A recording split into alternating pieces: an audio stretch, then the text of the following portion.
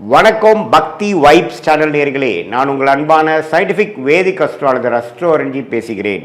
இந்த வீடியோவில் நம்ம என்ன பார்க்க போகிறோம்னா, மே மாதம் 2026 விருச்சிக ராசிக்காரர்களுக்கு எத்தகைய ஒரு பலாபலன்கள் நிறைந்த ஒரு மாதமாக சயின்டிஃபிக் வேதிக் அஸ்ட்ராலஜி முறையில் எதையும் மிகைப்படுத்தாமல் உள்ளது உள்ளவாறு ஒரு கிரகம் ஒரு இடத்துல இருக்கும் பொழுது அந்த ராசிக்கு எந்த மாதிரி ஒரு தாக்கத்தை கொடுக்க போகிறார். அது ஆண்டு கிரகமாகிய குரு சனி ராகு ஏதுவாக இருந்தாலும் சரி, மாதம் பயிற்சி பெறக்கூடிய சுக்கிரன் சூரியன் செவ்வாய் புதன் போன்ற கிரகமாக இருந்தாலும் எது மாதிரி தாக்கத்தை மே மாதம் 2026 விருச்சிக ராசிக்காரர்களுக்கு கொடுக்குறாருங்கிறது சயின்டிஃபிக் வேதிக் அஸ்ட்ராலஜி முறையில் மிகைப்படுத்தாமல் பரிகாரங்கள் அது மாதிரி மூட நம்பிக்கைகளில் போகாமல் உள்ளது உள்ளவாறு கர்மா எப்படி செயல்படுகிறது, எது மாதிரி விஷயம் காத்திருக்குது, எது மாதிரி அமைப்புகள் நமக்கு தென்படுகிறதுங்கிறது துல்லியமாக நம்ம டீட்டெயிலாக நம்ம விருச்சிக ராசி 2026 மே மாதம் எப்படி இருக்குன்னு பார்க்க போகிறோம். இப்போ பாருங்கள், விருச்சிக ராசியோட அதிபதியாகிய செவ்வாயை 5ஆம் இடத்துல சனியோடு இருந்து ஏப்ரல் மாதம் முழுக்க பிரச்சனைகளும் சில மன சஞ்சலத்தையும் கொடுத்துட்டு இருந்தார். ஏன்னா ராசி அதிபதி எப்போவுமே பார்த்திங்கன்னா சனியோட சேரக்கூடாது.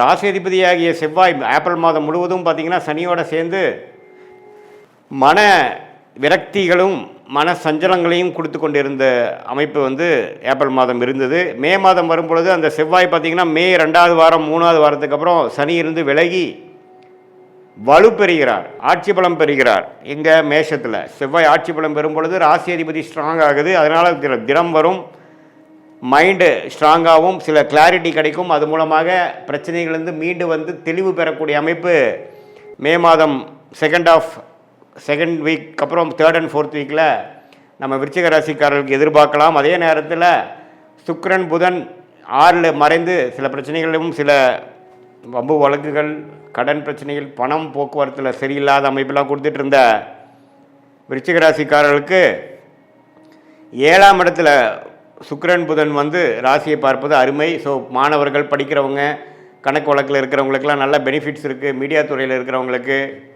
எல்லாத்துக்குமே ஒரு ரெகக்னிஷன் கிடைக்கக்கூடிய அமைப்புகள் கண்டிப்பாக உண்டு. ஒரு நல்ல மாற்றத்தை கொடுக்கக்கூடிய அமைப்பு ஏப்ரல் மாதத்திலிருந்து மே மாதம் வரும்பொழுது விருச்சிக ராசிக்காரர்களுக்கு நல்ல ஒரு அமைப்பு இருக்குது. ஏன்னா ஜூன் மாதத்துக்கு அப்புறம் பார்த்திங்கன்னா குரு உச்சம் பெற்று ராசியை பார்க்கும் பொழுது அஷ்டமத்தில் இருக்கிற குரு வெளியில் வரும்பொழுது பாக்கியஸ்தானத்துக்கு வரும்பொழுது நல்ல ஒரு மாற்றத்தை கொடுக்கக்கூடிய அமைப்பு இருக்குது. அதுக்கு வேணுங்கிற ஃபவுண்டேஷனான சில அடிப்படையான சில மாற்றங்களை, வாழ்க்கை அமைப்புகளை மாற்றங்களும் சில துவக்கங்களையும் பிளாட்ஃபார்மையும் கிரியேட் பண்ணக்கூடிய ஒரு அற்புதமான செகண்ட் ஹாஃப் ஆஃப் மே மாதம் இருக்குது. அந்த நேரத்தை நல்லா நீங்கள் உபயோகப்படுத்தி கொள்ள வேண்டும் விருச்சிக ராசிக்காரர்களாகிய நீங்கள்.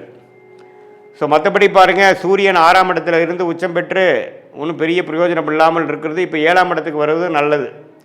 ஸோ இது எல்லாமே நல்ல ஒரு அமைப்பு. குருவும் பாருங்கள் ஜூன் மாதம் மாறுறாரு. அதுக்கு வேணுங்கிறதுக்கு முன்னாடியே ஒரு 2 வாரத்துக்கு முன்னாடியே அதோட எஃபெக்ட் உங்களுக்கு தெரிய ஆரம்பிச்சிடும்.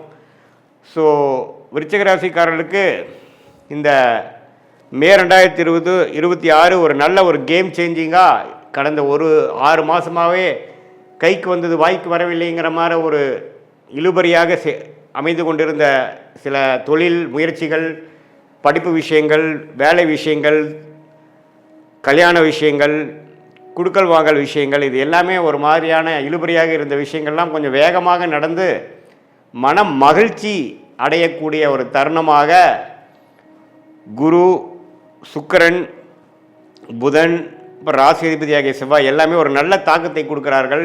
அதுவும் ஜூன் மாதத்துக்கு அப்புறம் ஒன்றுமே மனம் சஞ்சலமிலிருந்து வெளியில் ஓரளவுக்கு உற்சாகத்தோடு வாழக்கூடிய அமைப்பு இருக்கிறதுனால இந்த மே மாதம் ஒரு நல்ல ஒரு துவக்கத்தை கொடுக்குங்கிறத நீங்கள் தெரிஞ்சுக்கணும். இது எல்லா வயதினர், மாணவர்களாக இருந்தாலும் சரி, இல்லத்தரசிகளாக இருந்தாலும் சரி, நடுத்தர வயதினராக இருந்தாலும் சரி, இளம் வயதினராக இருந்தாலும் சரி, சீனியர் சிட்டிசன்ஸாக இருந்தாலும் அவங்கவுங்களோட வாழ்க்கைக்கு தகுந்த அமைப்புகளில் வேலை, தொழில், ஹெல்த் முயற்சிகள், பண விஷயங்கள், வாழ்வாதாரங்கள், அதில் எல்லாத்துலேயுமே ஒரு நல்ல மாற்றத்தை கொடுக்கக்கூடிய அமைப்பாக 2026 மே மாதம் விருச்சிக ராசிக்காரர்களுக்கு இவ்வளோ நாள் கஷ்டப்பட்டதில் சில விஷயங்கள் நடந்ததுரா சாமிங்கிற மாதிரி ஒரு பெருமூச்சு அடையக்கூடிய அமைப்புகள் இருக்குது. சில புதிய தொடர்புகள் வரும், சில கான்டாக்ட்ஸ் மூலமாக சில பெனிஃபிட்ஸ் வரக்கூடிய அமைப்புகள்லாம் இருக்குது. காதல் திருமணம் எதிர்பார்க்குறவங்களுக்கு நல்ல காதல் கூடுற அமைப்பு, பெற்றோர்களின் சம்மதம் கிடைக்கக்கூடிய அமைப்பு.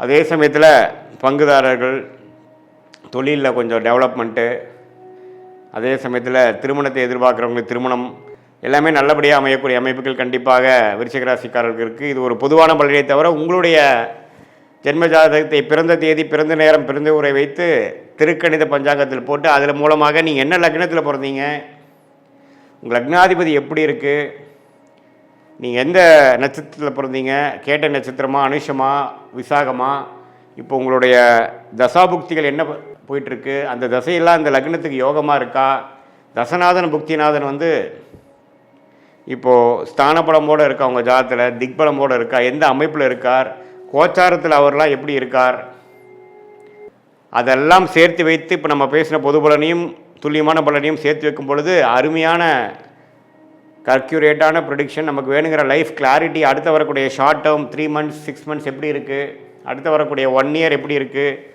எது மாதிரி லைஃப் கோல்ஸ் நமக்கு அச்சீவ் ஆகிற மாதிரி இருக்குது, டைம்லைன்ஸ் என்ன, எந்த நேரத்தில் எது நடந்தால் நல்லது, எப்படி நடக்கிற மாதிரி இருக்குது, திருமண விஷயங்கள், வேலை மாற்றங்கள், ப்ரொமோஷன், கடன் அடைதல், ஃபினான்ஷியல் க்ளோரி, இது எல்லாம் நமக்கு வாழ்க்கையில் எப்போது நடக்கக்கூடிய அமைப்புகள் இருக்குது. எல்லா வயதினருக்கும் அவங்களுக்கு வேணுங்கிற வாழ்க்கையில் இருக்கக்கூடிய தேடுதல் வந்து எந்த நேரத்தில் செஞ்சுக்கிறது நல்லது. ஏன்னா நேரங்கிற ஒரு டைமென்ஷனில் தான் நம்ம எல்லாரும் வாழ்ந்து கொண்டிருக்கிறோம். அந்த நேரத்தை குடிக்கக்கூடியவர் தான் தசா புக்தி அந்தரம் சூக்ஷமம். தசைகளுங்கிறது பார்த்திங்கன்னா வருட கணக்கில் போகிறது, புக்திங்கிறது பார்த்திங்கன்னா 8 மாதம் 9 மாதம் 10 மாதம் 1 வருஷம் 1.25 வருஷம் 2 வருஷம், அந்தரம் பார்த்திங்கன்னா 4 மாதம் 3 மாதம் 2 மாதம், சூக்ஷமங்கிறது வாரக்கணக்கில். இது எல்லாம் எப்படி உங்களோட ஜாதகத்தில் இருக்கிறத வைத்து அவ்வளோ டீட்டெயிலாக நம்ம பார்த்து அதுக்கு தகுந்த மாதிரி முடிவுகளை எடுத்து தேவையற்ற முடிவுகளை நாம் அவாய்ட் பண்ணி தவிர்த்து தேவையற்ற பண விரயங்கள், தேவையற்ற பொருள் விரயங்களை தவிர்த்து, ஏன்னா நம்ம ஒரு 1000 வருஷம் வாழ போகிறது இல்லை, நாம் வாழ்கிறது என்னமோ 70-80 வருஷம் தீர்க்காயுசு இருக்கும் பட்சத்தில். அதுலேயுமே பார்த்திங்கன்னா வேலை தொழிலுங்கிறப்போ ஒரு 30-40 வருஷம் தான் நம்ம வந்து கரெக்டாக பண்ண போகிறோம். அதில் தேவையற்ற தவறுகள், தவறான திசையில் போகக்கூடிய முயற்சிகள், இதெல்லாம் நம்ம தவிர்க்கும் பொழுது நம்மளுடைய பிராப்தம் என்ன,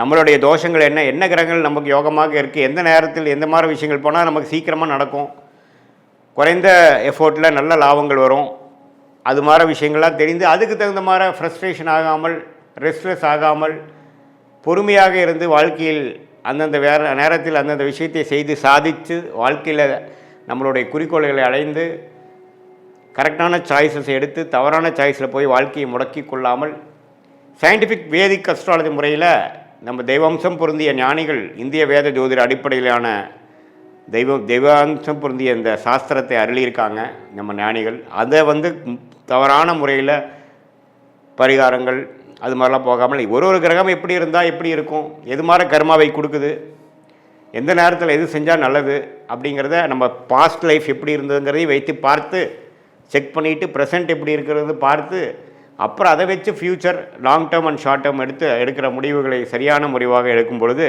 வாழ்க்கையில் எளிதில் வெற்றி பெற முடியும் என்று சொல்ல விரும்புகிறேன். மீண்டும் மற்றொரு காணொளியில் சந்திப்போம். நன்றி, வணக்கம்.